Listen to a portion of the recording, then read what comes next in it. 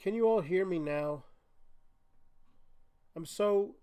I was about to say I'm so sick of this, but I'm so sick. I'm so sick. I really am. I'm very, very sick. Um, and I don't give a shit. I'm tired of being sick. So I'm sick and tired of being sick. So everybody, welcome to another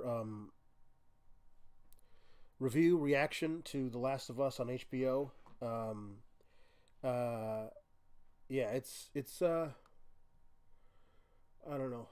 I don't know what's going on. It's I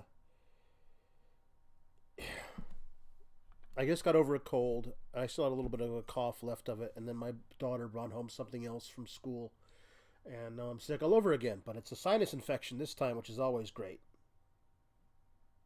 Hooray! Um, I have to remember now to go into and edit out the beginning of the stream for all the replays because nothing good happens to me. Okay, so The Last of Us tonight um, is basically a bottle episode. It's the DLC from the first game, Left Behind, featuring how Ellie was first infected. Um, Now, because she is infected, she's just not symptomatic. There's a difference.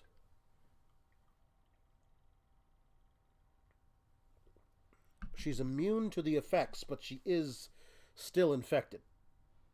So, um, I will say that this episode was beautifully done, wonderfully written. All the changes that they gave us from the source material to now, again, I all felt were warranted and handled well. There were a few quibbles here and there. Like I really enjoyed that this was a place in the original game. Uh, this was a place in the original game where they they had been many times before. This was their place that they would come all the time. There was a guy there who was posted to guard it from Fedra, whose name was Winston. He was an older guy who taught them how to ride horses, and he died. I forget heart attack or something.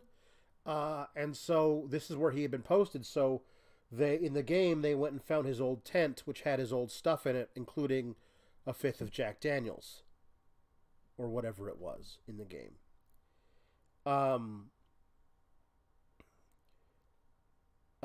and instead, in this one, Riley and Ellie find a dead guy, a guy who has offed himself, um, with pills and this thing of booze. As they say, it's from the before time, from the long, long ago. It's not moonshine. He didn't make this himself. Uh, yeah. Um, and so they steal an open bottle of liquor from a dead man, and that's what they get drunk on for the rest of the evening. Um, I don't know. I kind of liked it that they knew the guy they took the stuff from, but I guess it doesn't really matter either way. It doesn't. But I genuinely did like the backstory of Winston, your friend in Fedra, as a child. I liked that story. But but yeah, that is the only major um, straying from the original source material. I think is that little detail. Um, oh, and the fact that they weren't um, overwhelmed by a complete army of infected like they were in the game. In this TV show, it was just one, which I thought was better. Because yeah, they're not pros yet at killing infected. So one of them, a big one, can is able to overpower them and take them both out before they're able to take him out. But that's the only difference. There was a major difference I thought they were going to do, and I'm really struggling as to whether or not, as to why I wanted them to change it. The big change, of course, is that I thought they were going to do is actually not a change at all. Riley and Ellie are both infected, and Riley says, "Let's just wait it out together, because every second we get to be with each other is precious. So we're not going to cut it short. We're going to wait it out together until we both lose our minds together." And in the game, that's it. We just see them sitting together and know that eventually Riley is going to turn and Ellie is not. And Ellie is going to have to kill infected Riley in order to get away from that situation. I assumed that they were going to show us Ellie having to make that horrific decision in real time, as Riley is turning and she is not, what she is going to do to try and extricate herself. I really wanted them. I wanted to see what they would have done with it. I wanted to see both things. I guess that's what I'm saying. Is like what they did tonight was beautiful by having Riley and Ellie there, embracing them both certain of their fates. It was beautiful. Heartbreakingly beautiful. And yet, perhaps the masochistic nature of myself, I wanted to see how Bella Ramsey would act that moment, how she could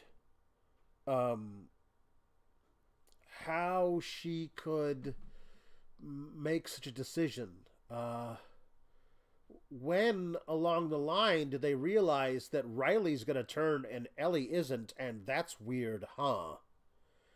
I wanted to see all of that. I wanted to see what they would do with it. And I guess if it doesn't work, or if I think, this actually kind of ruins it, then I could be like, no, you can take that back out. I just wanted to see what it would be. And I don't think they made the wrong choice necessarily. I just really wanted to see what it would have been. Yeah. So for those of you who don't know, the inner source material they kind of switched around a little bit is that in the video game, Joel is taken by Ellie to a mall in the present day, obviously all shuttered and collapsed. But he's taken by her to a mall where he is left inside one of those little roll down gates with a padlock on the bottom. And while she goes and forages in the pharmacy in the mall for antibiotics. And I liked it because it was a parallel to what they're doing in the mall in the preview.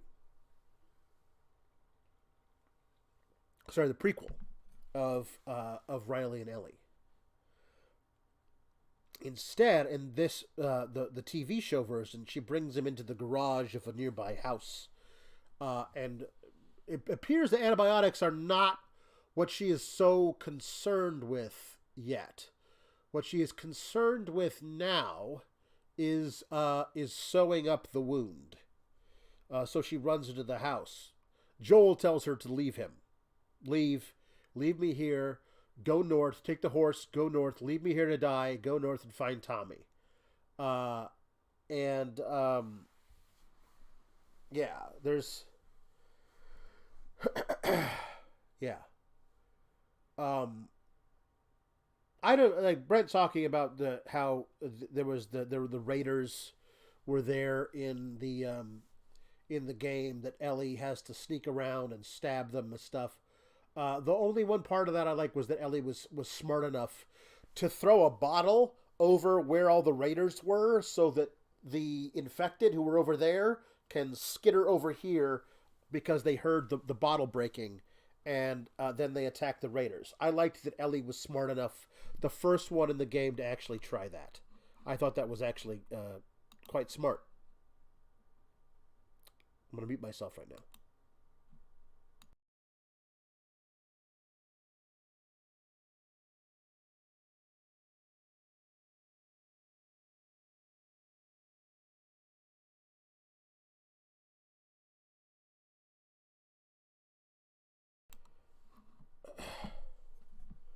Um,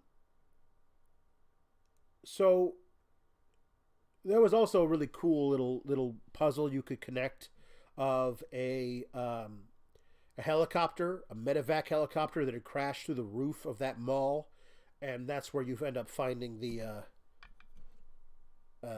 You end up connecting all the dots of how that crew, uh, one by one, became infected, killed themselves,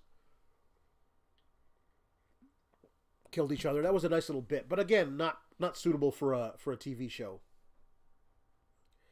I really the connecting between Riley's lesson to Ellie, which is that we never ever take for granted any of the time we get together. So so Ellie is going to keep Joel alive for as long as she possibly can, because that's what she needs to do. Because that even if she's not going to save him, the as much time as she possibly can get with him, that's what's most important to her. So there's that connection there. I think Storm Reed was wonderful as Riley. I what's the name of the show that she's on HBO? I don't watch that show. Uh, but I thought she was fantastic in this. I like that they made Riley a little older than Ellie. That made a lot of sense to me. Um, Ellie having a crush on a bit of an older girl, but still not so old that it was creepy. But I thought it made the relationship a little different, because Ellie is so aggressive and take charge and take no shit. You want her to be a little vulnerable, and making it so Riley was a little older. Euphoria. There you go. Thank you, Michael Dammit. I don't watch that show. It's not like I'm against it show. I just haven't watched it. Um, but but having Riley be a little older than Ellie allows Ellie um, to have to take a bit of a back seat at times, because Riley is older and has more experience than her in a lot of different ways. So I liked that change, because they were definitely the same age in the game, and it makes all the talk about Riley and her time with the Fireflies, how she was recruited by the Fireflies, all of that, I thought was really well put together, really well voiced and written. All of that made so much more sense. There wasn't a lot of that, if I recall, in the game. It was mostly like, hey, I'm joining the Fireflies. Yeah, sure, Fireflies.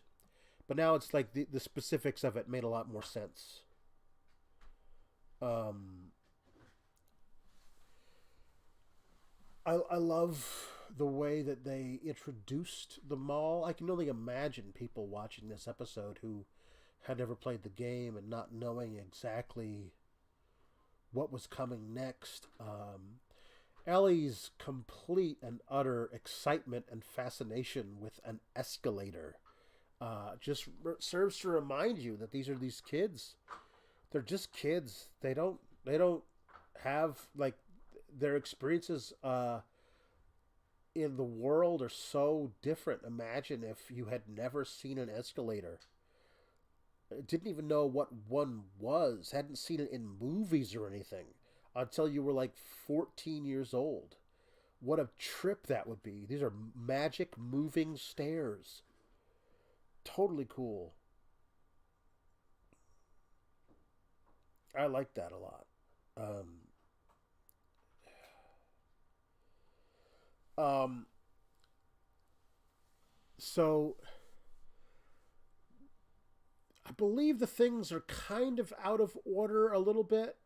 They spent a lot more time in the Halloween store, and the Halloween store, of course, is appropriate because the outbreak happened at the end of September. So like how Spirit Halloweens would have been everywhere, and they wouldn't have been there at a different time of year. So I like that they're capitalizing on the original time of the outbreak, time of the year of the outbreak, was really really cool. Um, uh, there is there's the carousel, which is beautiful and exactly what it feels like in the game to be on the carousel. It's so cool. There's the photo booth, and in the photo booth, um, you can post it to Facebook or something. Now the original outbreak, I don't. Original outbreak is in 2013 in the game. It's not in 2003. It's in 2013. So they've decided that this past where the outbreak was happened before Facebook, but in the game it's not. So in the original thing, once you actually do the photo, it asks Ellie and Riley if they wanted to post it to Facebook, and they say, "What's a Facebook?" And they try to do it, but there's no internet connection in the thing, so they can't do it. And like, oh man, that sucks. But I also like how they showed in this one how the ink in the printer would have deteriorated over 20 years and not been able to print real clear photos, and how it's almost the memory is faded. There's gotta be a scene in episode 8 or episode 9 where Ellie takes the photo out of her backpack or something and looks at it, and it is, faded. The memory is fading as long as the photo is as well. I thought that was great.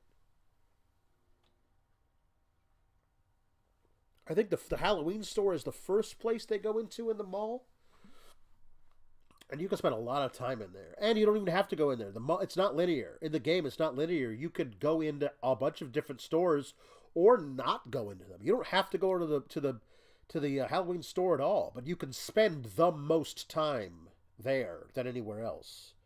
But they combined that with, like, there was like a, I don't know, an old Sears with a electronics department in the mall in the original game.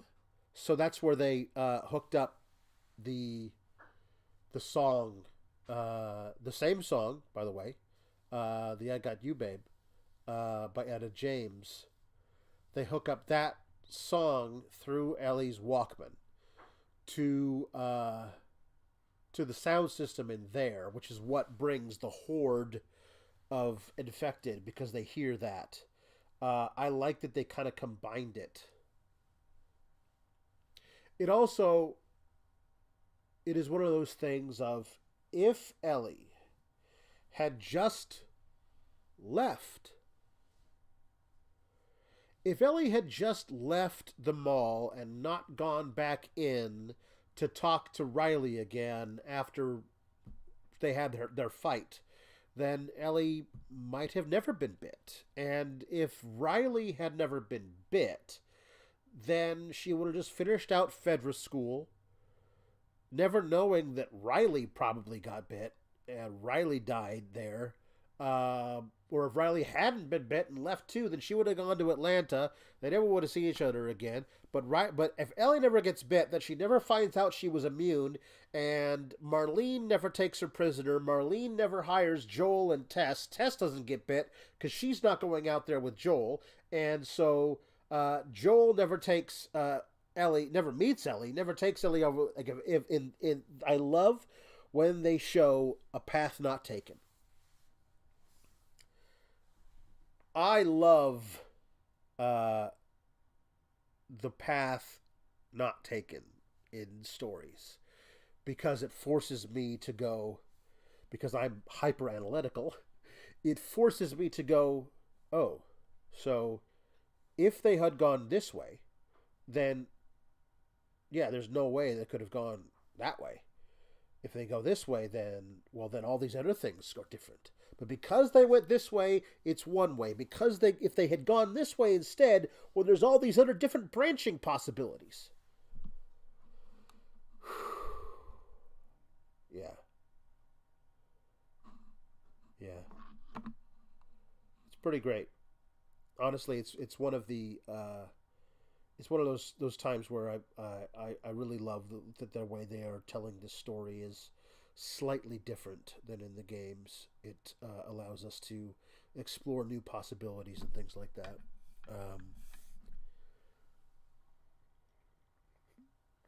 The arcade situation was really, really well done. I mean, just like how, like it, from the future, it would have seemed to a person who grew up basically without anything like that to see an old turn of the millennium arcade with its crazy lights and jingling sounds everywhere. Uh,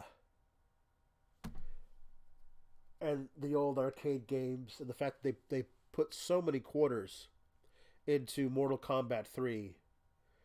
Some really great stuff. I mean, Mortal Kombat 2. Sorry, Mortal Kombat 2. And Riley, of course, having been practicing, knows all the finishers and everything. That was a really, really sweet moment. It is the very best parting gift that you could give your best friend who you know has a crush on you. Was this night that Riley had planned for Ellie. I don't know what I don't know what Riley's ultimate plan was to say, "Hey, this has been a lot of fun, I know, but I'm going to Atlanta in the morning."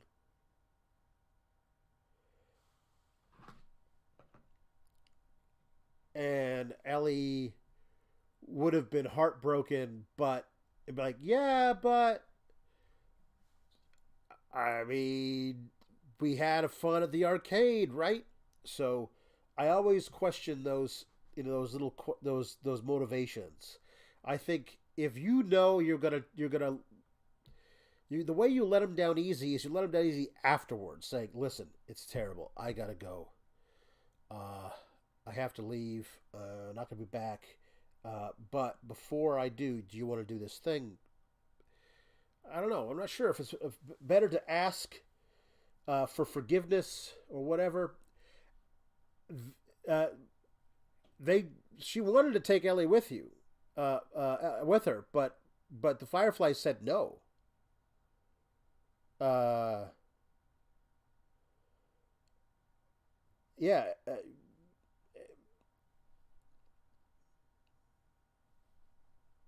I mean, Marlene said no. You can't bring her. So there was no option, I don't think, for her to recruit Ellie in this particular night. It was just one more night. It was more for Riley, really, than it was for Ellie. Uh, it was really tough. Yeah, oh, that's right. That they don't have that scene where you throw bricks at cars. That's not in the TV show. I feel like you could lose that scene. That's not a scene you need to keep. Yeah, it's actually, yeah, it's pretty good. Um, yeah, the idea is just to run away, and that's it. But I I wonder if they could have gone and tried to left and gone somewhere on their own, maybe. Just the two of them try to make it on their own. It's very tough. The philosophical arguments about whether Fedra is better uh, than the Fireflies. Um, I don't know. It is weird that like by the time she meets Joel, Ellie is firmly anti Fedra. She's in the fuck Fedra camp, but I guess she's trying to prove something to herself that she's making the right decisions, and it's definitely better than being a Firefly, right? So there was some interesting like little arguments about who should be what, where do we go from here type of things. The I never would have bombed you is a difficult thing to try and sell, I think. Uh,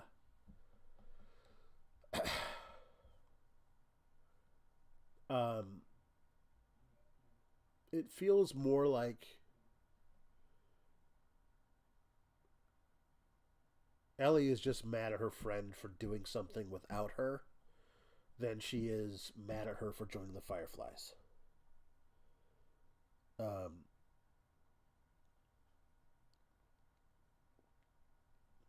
the her commanding officer guy, Captain Kwong, seemed like a reasonable type of dude in the scene with Ellie.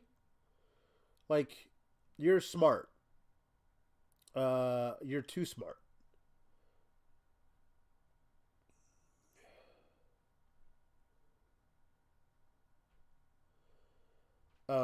You're too smart because you're so smart that you realize how smart you are, and that you're too good for all of this. But this is all we have for you, and you need to either shape up or you're gonna wind up in the worst possible positions.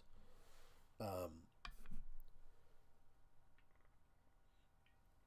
this was really a really it showed a side of Fedra that isn't entirely totalitarian, which I think is good to like show versions of it, different aspects of it from individual to individual. Uh, yeah, there's some really good stuff there. Um, yeah, there's the comic, which I feel like is not being utilized as source material for the show. But yeah, they're probably not gonna touch any of that. You're right, Brent. Um, so